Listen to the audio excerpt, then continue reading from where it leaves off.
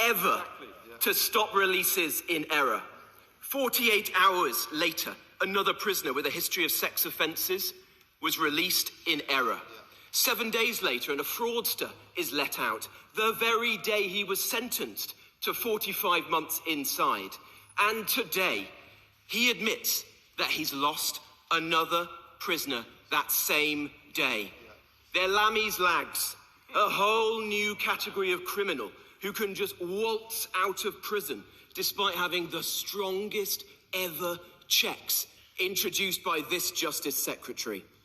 The public are being endangered as this circus rumbles on week after week with no end in sight. When will he put a stop to it? He can't just hide behind the inquiry that he's commissioned. He couldn't even get the head of the review, Lynn Owens, name right last week.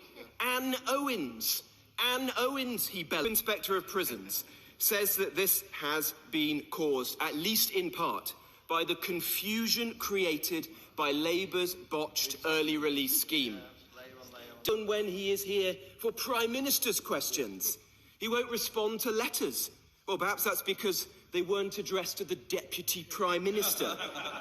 He's now been dragged here, kicking and screaming, to admit that one prisoner has been on the run from this Labour government for 14 months, and 91 have been accidentally released over the last 7 months. But the Justice Secretary, so today, a prisoner may have been accidentally released last Monday. Well, has he looked? He's either in his cell or he's not. What a complete and utter farce he's presiding over. As we all suspected, the crisis on his government's watch is even bigger than he dared admit. That's are being accidentally released nearly every other day and putting our constituents, his constituents, at risk. At this rate, he's on track for 156 prisoners to be accidentally released this year, which would pose more questions than he manages to answer. How many crimes were committed by those prisoners whilst they were on the run?